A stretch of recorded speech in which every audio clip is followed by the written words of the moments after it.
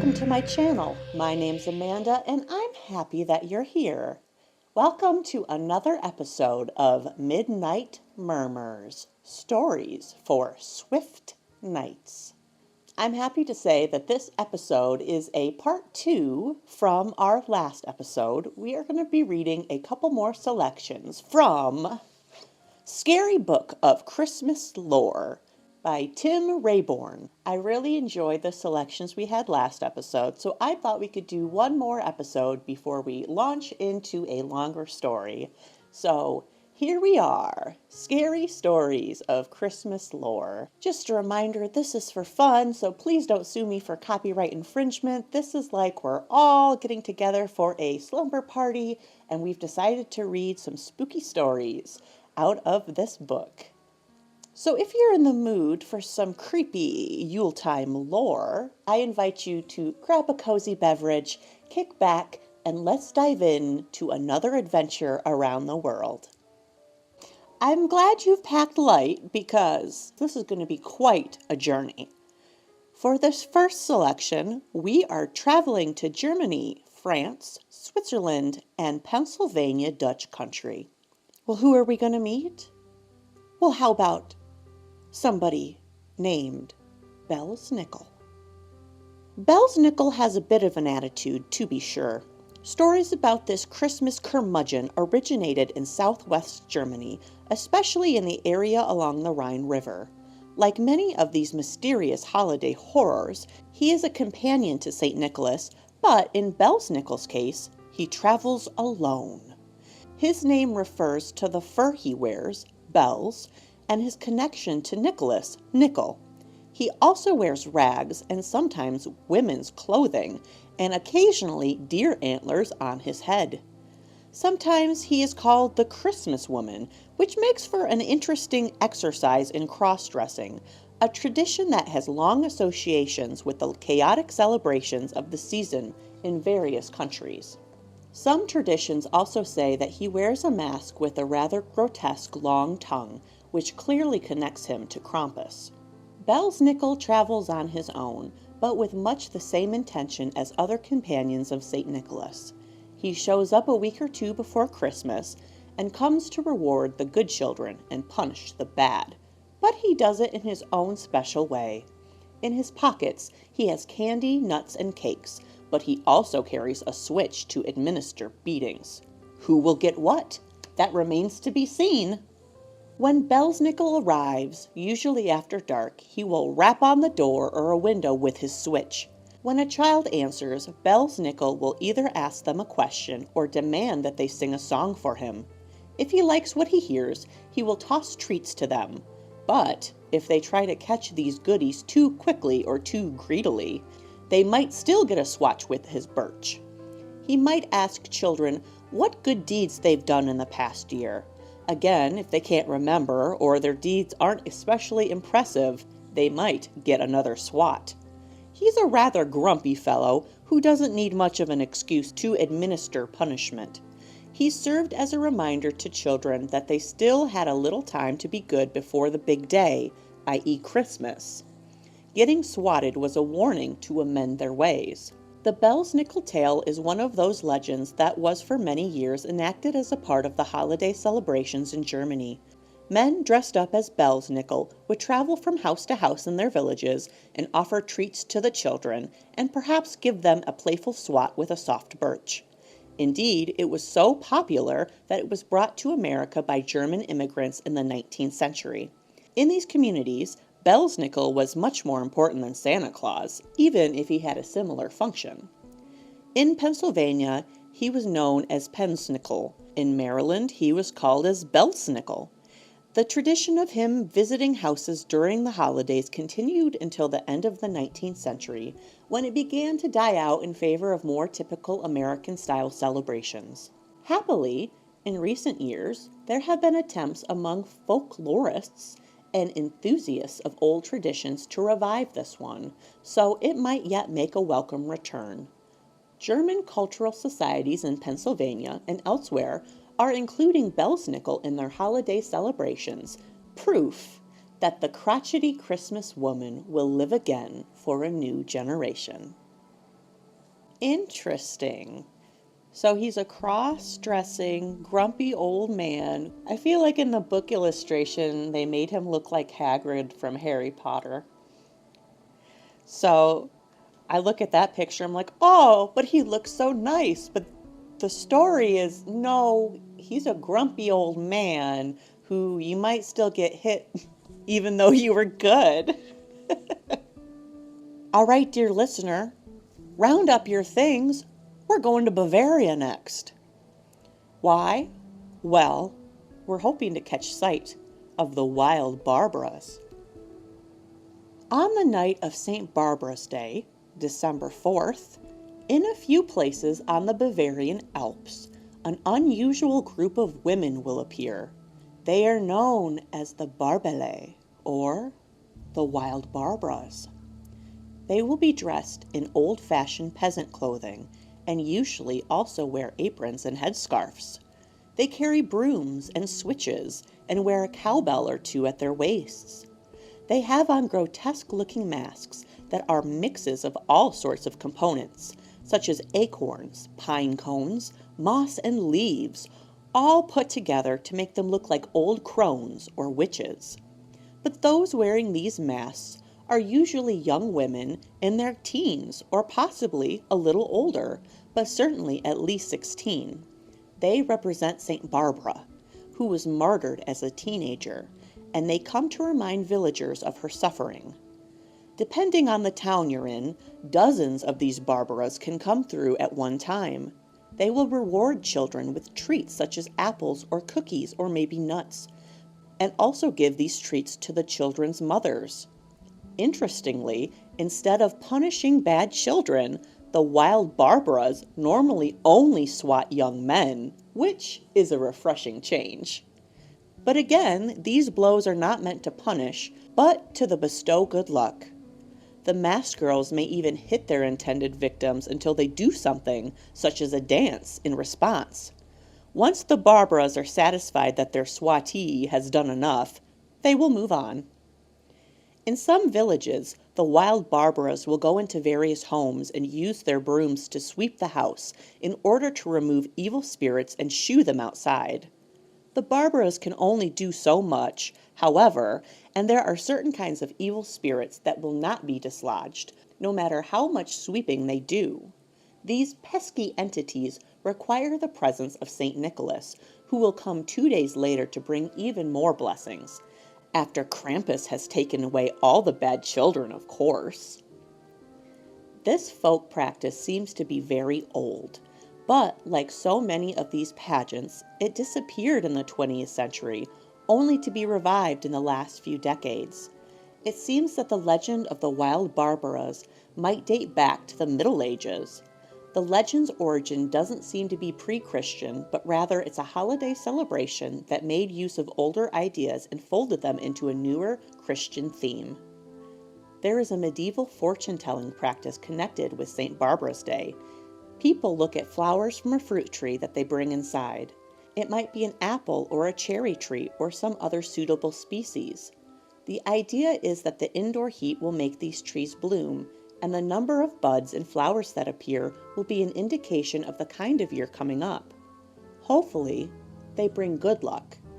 People have used these buds to try to determine if they will have a good harvest or a successful business. Young women traditionally used them to find out if they would get married. The use of flowers is based on the legend about how, when Barbara was martyred, a small branch she had kept with her in the prison cell bloomed at the moment of her execution, by beheading, in case you're wondering. You know, Barbie is a nickname for Barbara, and so in my head I was picturing these wild prehistoric Barbie dolls roaming the village. I like the idea of taking back the power. That's an interesting fortune-telling practice. If we were to do it now, it would tell us that we're not leaving Bavaria quite yet. We need to discuss Bloody Thomas. And the monsters just keep coming.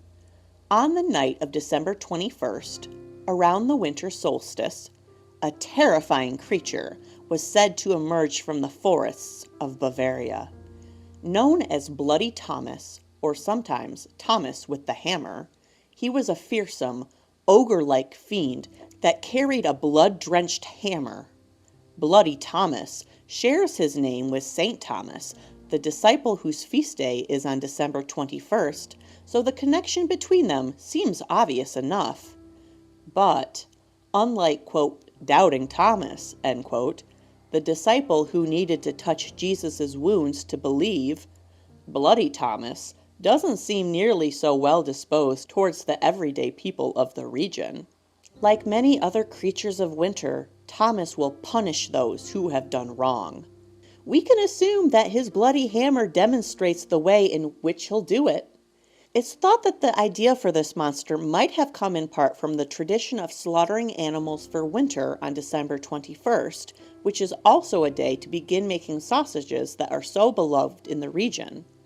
Does Thomas wield his hammer to smash the unwary and misbehaving children and tenderize their meat for his own hellish sausages? Brats? Made into brats? We can only speculate. The legend that this fearsome creature inspired the local tradition of a cruel prank on St. Thomas's Day, pretending to be Bloody Thomas to scare children. A farmer or other laborer might pour animal blood from the slaughter over his feet or legs and head off home to scare his own children, or perhaps those of his neighbors.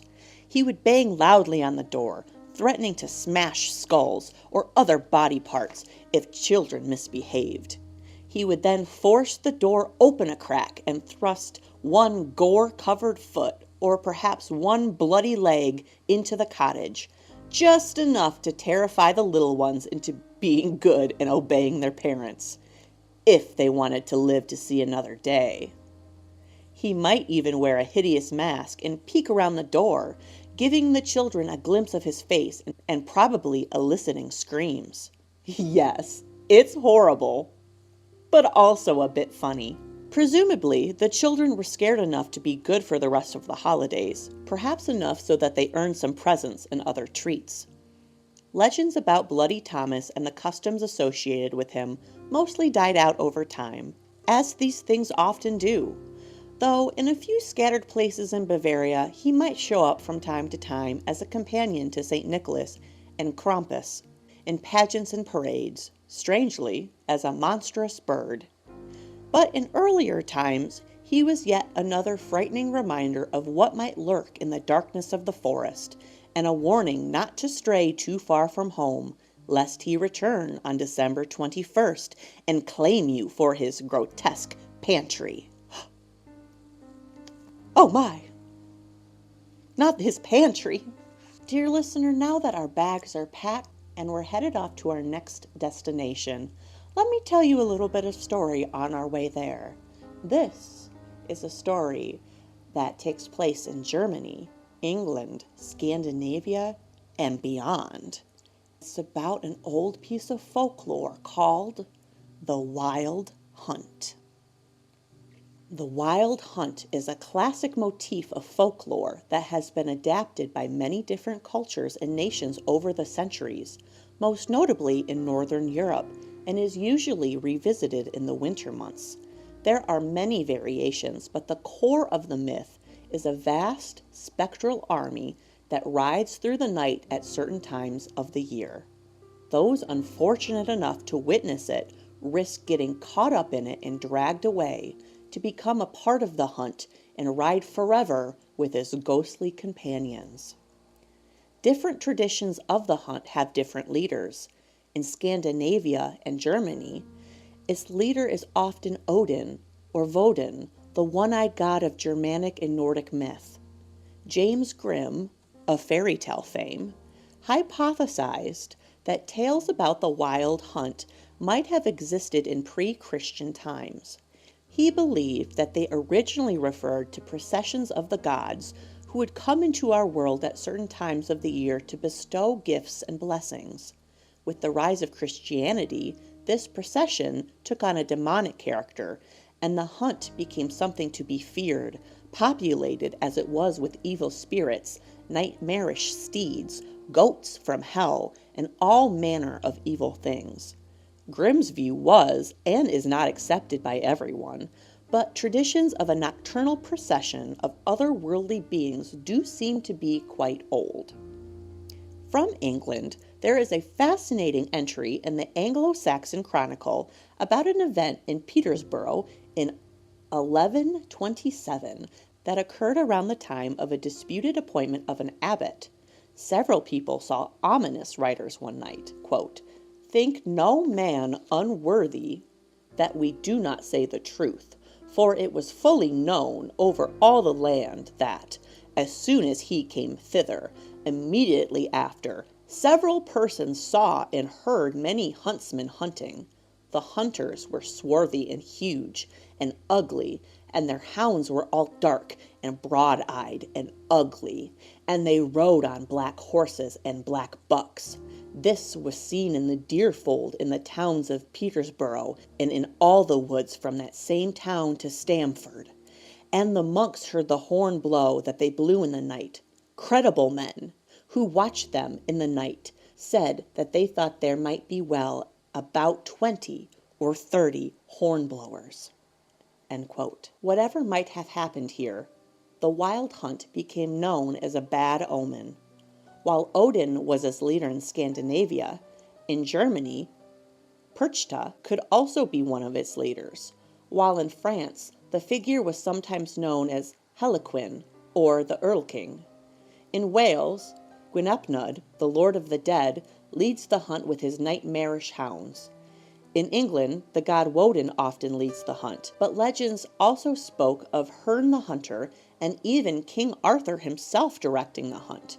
Who knows what leader those credible folk in Peterborough saw?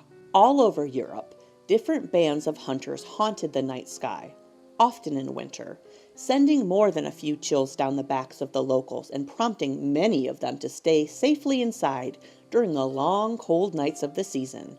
Do your holiday shopping during the day, or else you might end up the victim of a terrible fate and wander the world forever in the company of some truly frightening beings. Well, dear listener, have I frightened you enough? Well, you might be a little bit more frightened because our destination has been Scandinavia and we've arrived. Oh, I know what you're thinking. She must have brought us back here so we could see the northern lights again like we did in the last episode. Well, we might, but we have a couple Scandinavian folklore stories to learn about before we're able to kick back and relax.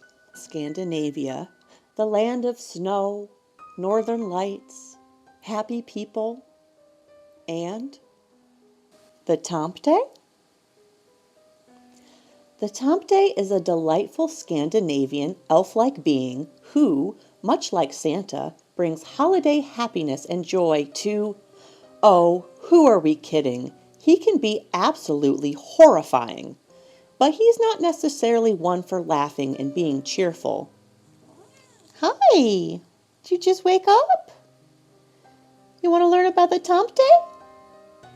You can learn about the Tomte with me. Hello.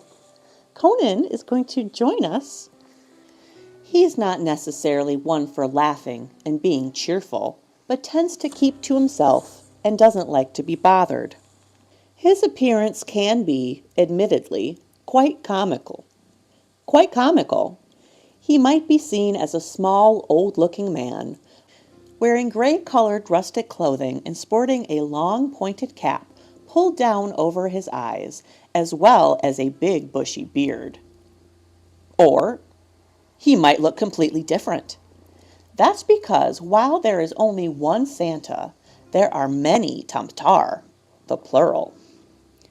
They live on farms and other homes in Scandinavia, and belief in them might be a holdover from a time when people believed in house and land spirits with whom they had to cohabitate and make peace with if things were going to run smoothly. The spirits were there first, after all. Tomte will usually choose either a corner of the barn or perhaps a space under the floorboards or in the rafters, and they prefer to be left alone. Trying to get their attention or have them make an appearance in one's home will likely just annoy them. If you treat them well, they will respond in kind, but if you get on their bad side, watch out.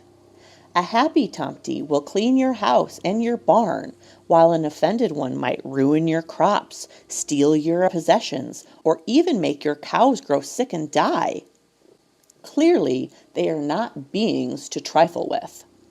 So what does all of this have to do with Christmas, you might be asking? Well, during that special and happy time of year, it's expected that the homeowner will leave a bowl of porridge topped with a pat of butter. Do this and your Tomte will be very grateful.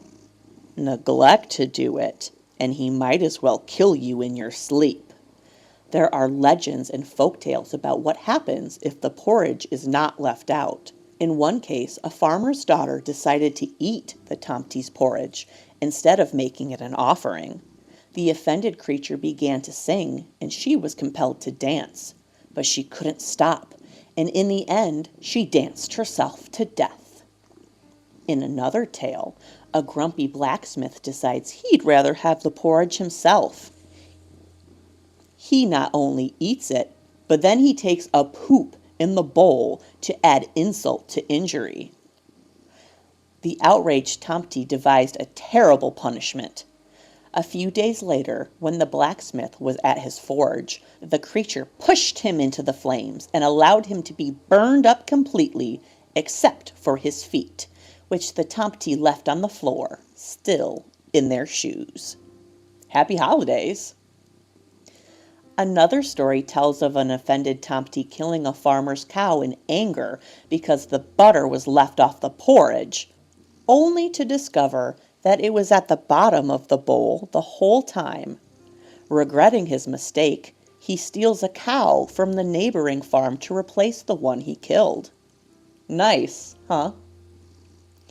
In any case, if the family did the right thing on Christmas Eve and woke up the next day to find that the bowl was empty, it usually meant that the Tomte was pleased and that they would have good fortune for another year. So forget the milk and cookies for Santa. Leave out that steaming bowl of porridge. Your life might depend on it. Conan and I are having such a fun time in Scandinavia that we're going to stay a little bit longer, if that's okay with you, dear listener. Let's read about Lussi from Scandinavia. Scandinavia has a long-honored tradition of celebrating St. Lucia on December 13th. Another celebration on Taylor Swift's birthday. No wonder she loves Christmas so much. There are so many patron days on December 13th. Lucia was a saint said to have died in the early 4th century. According to legend, she was a martyr for refusing to renounce her Christian faith, and yet she could not be killed when the Romans tried to burn her, so they stabbed her to death instead. Nice. Thanks, guys. She became a popular saint in post-pagan Scandinavia, with legends of her piety and of her wearing a wreath on her head that held candles. Oh, I think I've seen her before. She did this to keep her arms free when bringing food to Christians in hiding in the catacombs beneath Rome. Lucia celebrations in modern Scandinavia still feature girls wearing candle crowns, which require a bit of skill and balance to keep even. She is one of the very few Catholic saints still honored in these Protestant countries. In Norse mythology, the sun is a goddess, Sol, or Sunna, who is forever chased by a wolf that tries to devour her light, so the idea of a feminine divine figure as a light bringer is very old. The beloved northern tradition of Lucia has a darker side, though, in the form of an evil witch named Lussi. It's possible that she was created out of a confusion between Lucia and Lucifer, but however it happened, Lussi was decidedly less nice to the people who went out on the same night of December 13th. She developed into a witch or an evil sorceress who might have accompanied the wild hunt on its harvest of souls. The spirits that attend her and follow her are called the Lucifernda, which again might be a play on Lucifer. So December 13th is not only a night for Saint Lucia, it is also sometimes called Lucianata or Lucy Night, a time where she roams the world, searching for wayward mortals to be snatched up and made to join the wild hunt, never to see their homes or loved ones again. Spirits, trolls, bad elves, and others go with her, and people are advised to take care if they must be outside that night. Naughty children are especially vulnerable. But it's not enough just to hide inside. If a child has been especially bad, Lucy might force her way down the chimney to abduct him or her. And it gets even worse. Lucy and her minions can invade your dreams and might even take you from them. So, if at all possible, it's a good idea to stay up until dawn and away from the chimney to make sure that you're safe. Adults shouldn't think that they're getting off easy here. Lucy knows if you've not finished all those boring household chores. Traditionally, this would have been things like preparing storage for winter, salting and smoking meat, winterizing the home, and so on. Even parents needed to be on their best and most responsible behavior. If these tasks were left undone, Lucy might press her fearsome face to the window and scream at them, and even attack the house and try to tear down the chimney to get in. In recent times, the practice of being awake all night, known as Lucivaka, has become a good excuse to stay up and celebrate until dawn. While it might be a good reason for an all-night party now, the tradition clearly has a darker and more sinister origin. So, on the night of December 13th, while you're celebrating Taylor Swift's birthday, Lucy just might be coming for you. So, watch out! Protect Taylor Swift at all costs. Before we head out of Scandinavia, let's take a moment to ponder a question. Is Santa Claus actually Odin? What do you think, Coney? You might have heard this question asked from time to time or seen articles about it pop up during the holidays. So, did the mighty All-Father of Norse mythology, the bloody one-eyed god of battle and death, really become jolly old Santa in his red suit? The short answer is no. The long answer is a little bit more complex. There are some superficial similarities, such as the long beard, the snowy northern landscapes, using a flying animal to get around, and, well, that's about it, really. And yet, you'd still see new articles posted each year about how the Norse god is really the jolly old elf.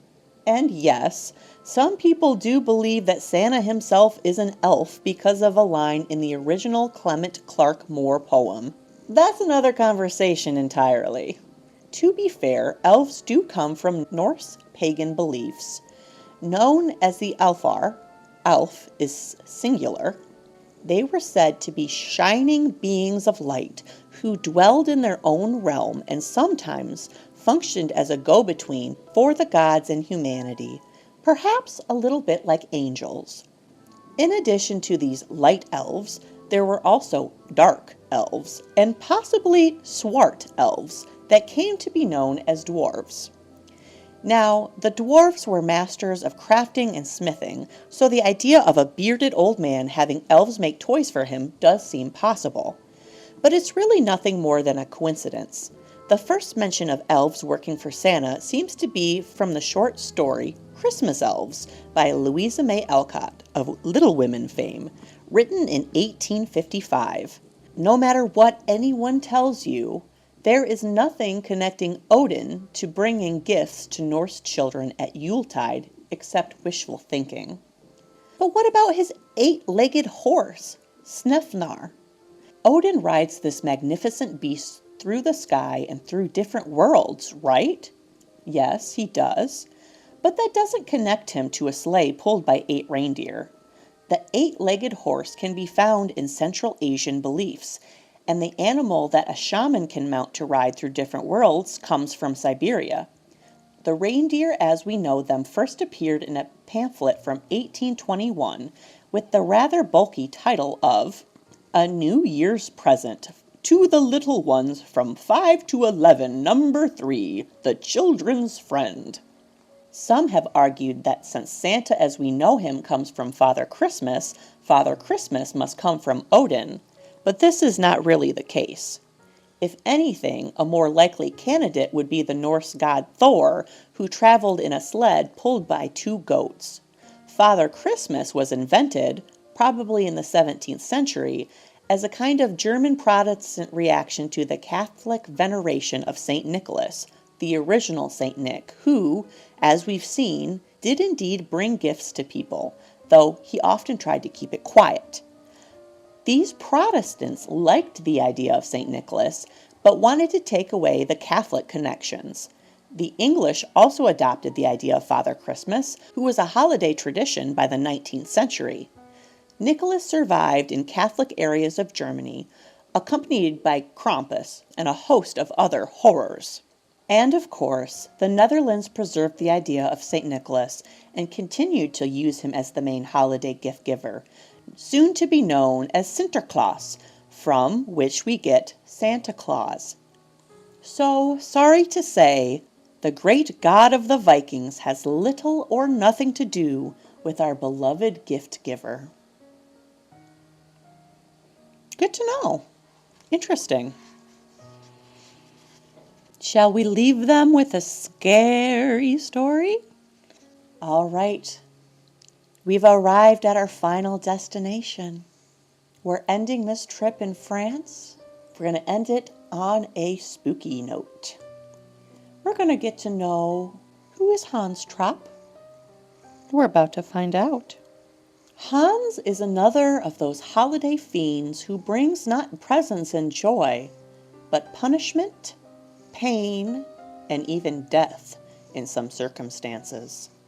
Hans was based on a real German knight named Hans von Trotha, who lived in the second half of the 15th century. This historical Hans fell afoul of some local monks and the church and was eventually excommunicated, though by the end of his life, he seems to have reconciled with the church and the excommunication order was lifted after his death. Not so, according to legend. Hans was evil to the core and delighted in committing foul deeds and living a debauched life. It was whispered that he'd made a pact with the devil, and even before his so-called death, he came to roam the forests of the historical Alsace-Lorraine, modern-day eastern France and western Germany, though some legends place him in Bavaria in the south, having lost his mind as a result of the evil deeds he'd committed. Like all good fairy tales from that fertile region, children had the most to fear from him, for he was ever searching for them, eager to kill them and consume them to satisfy his hunger for human flesh. He dressed in rags, stuffed with straw, which made him look like a homicidal scarecrow, and indeed he used that disguise to capture unwary travelers. But more often, he sought out anyone who strayed too far into the woods, especially children. And so it was for many years, until God decided to punish him while he roasted a child by striking him with lightning and splitting open his skull. This seems to have been a temporary setback, however, for soon he was offered the chance to redeem himself by, you guessed it, accompanying St. Nicholas on his excursions to both reward and punish children according to their year's deeds. In some versions of the legend, Hans has repented his evil ways and now repays his debt to Nicholas by being his faithful servant. But in others, he's just as awful as he was, and children cannot count on Nicholas's benevolence to save them from this demon if they've misbehaved. He's always on the lookout for the ones he wants to eat on Christmas Eve, by the way. Children would sometimes sing songs to him at the holidays to explain how they've been good and how he shouldn't come up to them with any ill intent. No word on how well this worked, though. Like so many of these weird Christmas monsters, the character of Hans is now a staple of the holiday celebrations and pageants in Lussi and the surrounding areas, where the actor playing him often looks like the demonized version of Santa Claus. He might run up to children and scare them, but it's all in good fun. At least, we hope so. Right? Right, guys? Right? This was another delightful deep dive into this book. I'm so pleased that I decided to pick it up off the bookshelf and purchase it. So, if you enjoyed today's episode, I encourage you to purchase this book yourself and keep exploring more of the 50 terrifying Yuletide stories from around the world. We're definitely in the winter season, aren't we? I'm glad I can depend on Conan to be my space heater now that we're in this chilly winter season, at least where I am. So if you enjoyed this video, please leave it a like and subscribe for more videos just like this coming your way in the future. I hope you're having a wonderful holiday season, and I'll see you in the next video. Cheers.